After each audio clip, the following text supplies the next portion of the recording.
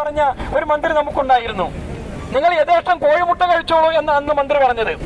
ഇപ്പൊ വേറൊരു മന്ത്രി ഇപ്പൊ എന്ന് പറയുന്നു മദ്യം എന്താ കുഴപ്പം, നേരെ വെളുക്കുമ്പോൾ ഒരു തുള്ളി മദ്യം കഴിക്കുന്നത് പോഷകാഹാരമാണ്. അപ്പൊ ഇതിപ്പോ ബൂസ്റ്റ് കമ്പനിക്കാർക്കും മോർലിസ് കമ്പനിക്കാർക്കൊക്കെ വലിയ അടിയായി.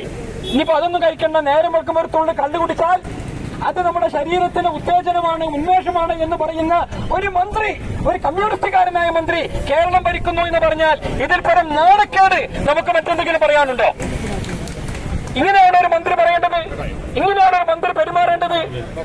ഒരു ഭാഗത്ത് LNS തുടങ്ങിയ സംഘടനകൾ മദ്യനിരോധനത്തിന് വേണ്ടി ബഹളം കൂട്ടുമ്പോൾ കേരളം ഭരിക്കുന്ന മന്ത്രി എന്റെയും നിങ്ങളുടെയും ലഹരിക്കെതിരെ പ്രവർത്തിക്കുന്ന നമ്മുടെയൊക്കെ നികുതി പണം കൊണ്ട് കേരളം മുഴുവൻ ചുറ്റിയടിക്കുന്ന കൊടിവച്ചക്കാരിൽ ഓടി നടക്കുന്ന മന്ത്രി പറയുന്നു കള്ള് പോഷകാഹാരമാണ് എന്ന്. എന്താ ഇതിനർത്ഥം?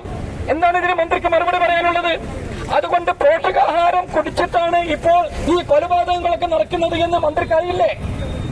ഏറ്റവും ഒടുവിൽ എന്റെ നാടായ ചാവക്കാട്ട് ഒരു വല്യപ്പയെയും വല്യമ്മയെയും